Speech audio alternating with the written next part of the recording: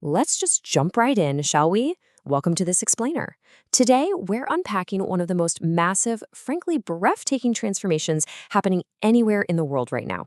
I'm talking about the complete digital revolution of India's higher education system.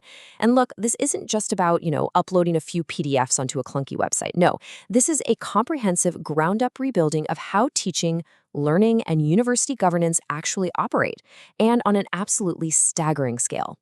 So I want you to start by thinking about this foundational challenge for a second. How exactly do you educate millions of people equally across bustling megacities and, at the same time, remote, disconnected villages? When you're dealing with a population of over 1 billion people spread across such an incredibly diverse geography, traditional brick-and-mortar universities alone, they just can't scale fast enough to meet the demand. You need a scalable digital solution to bridge that massive gap. To understand how they're doing this, here is our blueprint for today. We'll be looking at the Education Scale Challenge, the Digital Lecture Hall, labs and global libraries, empowering academic research, securing academic records, and finally, how this all builds a knowledge-driven economy. All right, let's kick things off with Section 1, the Education Scale Challenge. Building physical universities literally takes years and billions of dollars, but the need for education, that's immediate.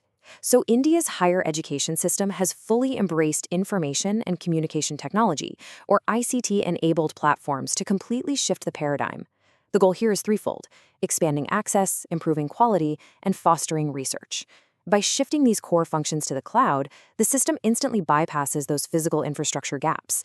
It literally brings the university directly to the student, no matter where they happen to live. Moving right along to Section 2, the Digital Lecture Hall. Now, this is where the actual day-to-day teaching and learning happens on a national scale. To really get how this works, we have to talk about SWAYAM. This is India's national, massive open online course platform. It works in a really beautiful, practical, 3-step journey for the student. Step 1, a student can access online courses across almost any discipline you can possibly think of. Step 2, they enjoy flexible learning, meaning they can study at their own pace, entirely outside of traditional classroom hours. But Step 3 is where the magic happens: seamless credit transfer. This isn't just taking a class for fun. A student can take a SWAYAM course online and have that credit count towards their actual physical degree at their home university. It's a game changer that perfectly integrates digital flexibility with formal academic recognition. But wait, what if you don't have a reliable internet connection? Well, this brilliantly illustrates the sheer ingenuity of this system. Just think about the number 32. That's the number of direct-to-home, or DTH, satellite television channels operating under an initiative called SWAYAM Prabha.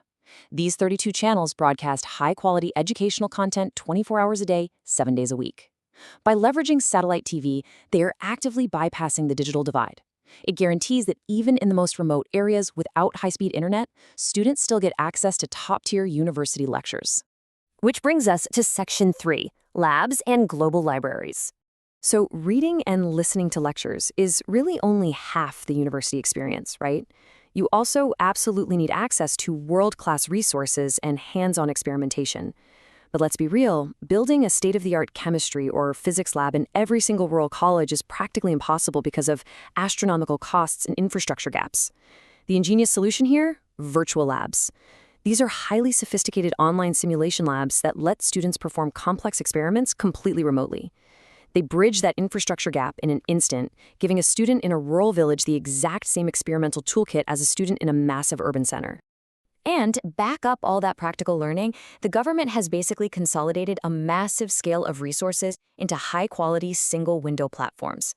First up is the National Digital Library of India, or NDLI. This provides a staggering collection of millions of ebooks, journals, and learning resources all in one place. And then, for the more advanced students, there's EPG Pathshala. This offers incredibly high-quality, expert-developed e-content specifically tailored for postgraduate courses. It's a way to guarantee standardized, elite learning material for absolutely everyone. All right, let's transition into Section 4, empowering academic research. Because a thriving higher education system isn't just about teaching students, is it? It's about generating net new knowledge. Historically, though, academic research faced a huge problem. PhD theses would often just sit on dusty library shelves, completely hidden from the wider academic community. And unfortunately, that led to a lot of duplicated effort and, frankly, plagiarism. Enter Shodganga. This is a massive digital repository of PhD theses. By putting all of this research online, it dramatically promotes research visibility, lets scholars actually build on each other's work, and acts as a seriously powerful anti-plagiarism tool. But as we know, great research also requires global collaboration. And that brings us to GIAN, which stands for the Global Initiative of Academic Networks. You can kind of think of this as a logistical and digital bridge. It's designed specifically to bring international faculty and top-tier experts directly into Indian institutions. This setup ensures that students and researchers are getting advanced teaching and real global exposure, all without ever having to leave the country. To round out this research wing of the digital campus, we have to talk about eShodh Sindhu. Now, any researcher will tell you that access to peer-reviewed journals and specialized databases is the absolute lifeblood of academic inquiry. This platform provides that exact instant access to research communities all across the country. It ensures that Indian academics literally have the world's scientific literature right at their fingertips. Okay, moving to Section 5, Securing Academic Records. So, now that we've covered the teaching, the learning, and the research, let's take a quick step into the digital registrar's office. Managing millions of physical paper degrees is honestly a logistical nightmare. Paper gets lost, it gets damaged, and crucially, it can be forged. The solution here is the National Academic Depository, or NAD. You can basically think of NAD as a highly secure digital vault for your entire academic life. It provides secure online storage of academic awards, like your degrees and certificates. What this means in practice is that employers or other universities can instantly verify the authenticity of a degree with just the click of a button. It drastically improves administrative efficiency and transparency across the board. Finally, we arrive at Section 6. A knowledge-driven economy. When you take a step back and really look at it, you can see how all these individual platforms beautifully complement each other. Together, they form a completely self-contained digital education ecosystem. I mean, from flexible teaching and bridging those physical science gaps, all the way to acquiring global talent and securing degrees, every single logistical hurdle of a traditional university has been met head-on with a scalable digital counterpart. It's like a giant puzzle coming together. And when you integrate technology with pedagogy at this kind of massive scale, the impacts are profound across 5 core areas. First up is accessibility, ensuring that urban and rural students get the exact same resources. Second is quality enhancement, because utilizing expert-developed content naturally standardizes learning outcomes. Third is research support, which deeply strengthens the academic culture. Fourth is skill development, with MOOCs and virtual labs driving hands-on industry-relevant learning. And finally, improved governance through total transparency and digital accreditation. At the end of the day, this isn't just about taking things and making them digital. It's about achieving true standardized inclusivity. Which brings us right to the ultimate goal, and it's perfectly summarized by this quote from our source material. All of these initiatives, the digital lectures, the virtual labs, the secure degrees, they represent a decisive step toward a knowledge-driven economy. By ensuring inclusivity, quality, and innovation, this digital infrastructure is literally rewiring an entire nation for the future.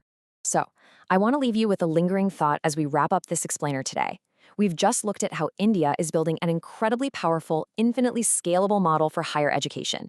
So the big question is, how might these national digital public goods completely redefine the global future of higher learning?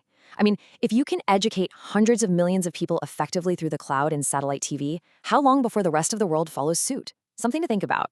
Thanks so much for learning with me today.